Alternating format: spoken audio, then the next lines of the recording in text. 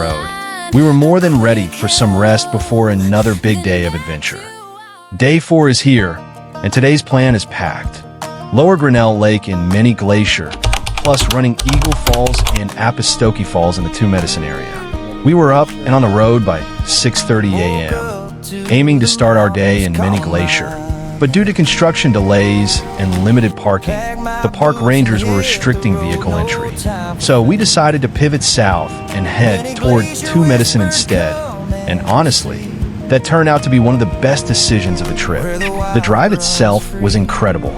On the way there, we passed a few cows just hanging out by the roadside, framed by sweeping mountain views and golden light breaking over the peaks. It was one of those small, spontaneous moments that make road trips special. Our first stop was running Eagle Falls, also known as Trick Falls. It's a super easy 0.6-mile round-trip trail that takes only about 15 to 20 minutes, but it's absolutely worth it. The waterfall is unique because it appears to flow through the rock, a natural optical illusion caused by an underground spring. During spring melt, a second stream of water pours over the top of the cliff, giving it a double waterfall effect.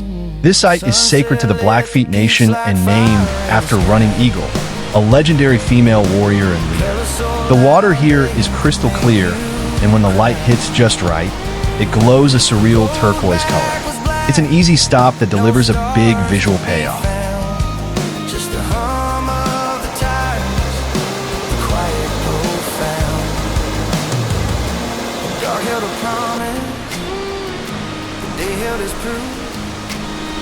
Montana's a poem with no need for truth.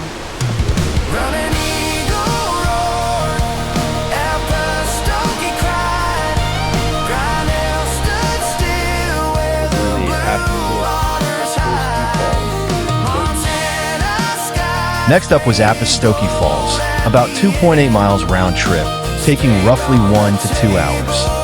The trail itself winds through alpine meadows filled with wildflowers and provides views of Appistoki Peak in the distance. It's a moderate hike with a few uphill sections, but nothing too strenuous.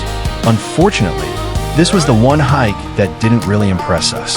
The waterfall at the end was small and not particularly scenic compared to everything else we'd seen so far. Still, it was good exercise and offered a peaceful walk through the forest.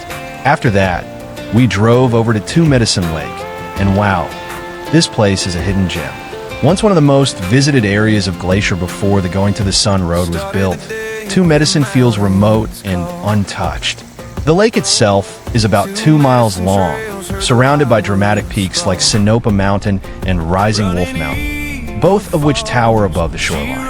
The reflection of the mountains on the still water is picture perfect, especially on calm mornings. It's peaceful, scenic, and feels like stepping back in time.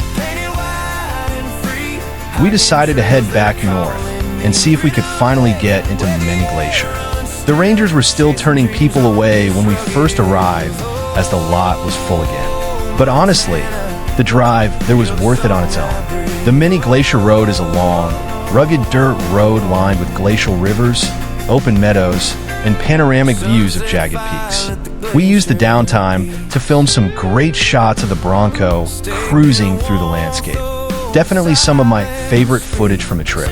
After waiting about 30 minutes, we were finally allowed in. Darkness wrapped us like a heavy coat. Montana skies painted white and free, hiking trails they're calling me. Grinnell Lake Trail.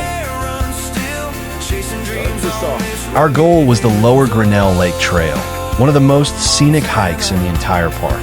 The trail is about 7 miles round trip and usually takes 3 to 4 hours to complete. It begins near the Many Glacier Hotel, winding past Swiftcurrent Lake and Lake Josephine before reaching the breathtaking Grinnell Lake. The trail is a mix of forest, alpine meadows, and lake views, with chances to spot wildlife like moose, mountain goats, and bears. Unfortunately, halfway through the hike, Ashley twisted her ankle, so we had to turn back early.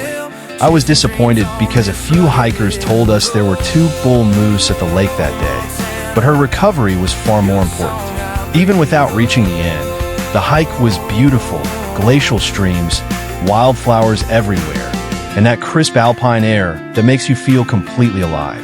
On our way back, we stopped at Lake Sherburne, right next to the Many Glacier Hotel, to catch the sunset. The water was calm and golden, perfectly reflecting the surrounding peaks. It was the kind of moment that makes you just stop and appreciate where you are. Sky was gold, Montana morning. After sunset, we went into the hotel and had steak for dinner, which hit the spot after another full day of hiking. Two medicine trails, a love-lit flame. Finally, we made our way back to our motel, Hook's Hideaway in Vab. During the day, it looked charming in that rustic Montana way, but at night, it was a completely different story. The roads were pitch black, and you couldn't see a thing beyond the headlights. It felt eerie, almost otherworldly. Coming from South Florida, where light pollution is everywhere, seeing a sky so dark and filled with stars was surreal. That said, if this had been our first night arriving here, I don't think we would have stayed. My ship is picking it up. Oh my god. Complete blackness. The lights back on. Wow.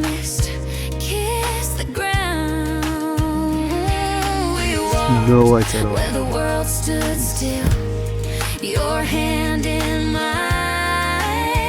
I felt the thrill. Still, after 25,000 steps, multiple hikes, and miles of exploring, we were too exhausted to care. Tomorrow, we're crossing the border into Banff, Canada, a new country, new mountains, and another adventure waiting to begin. Today, we said goodbye to Montana and began our journey north toward Banff National Park in Canada, about a 5-hour drive covering roughly 300 miles. We had a full itinerary of stops planned along the way, and I was excited for every one of them. We woke up early again, eager to catch Chief Mountain before crossing the border. The border didn't open until 8 a.m.,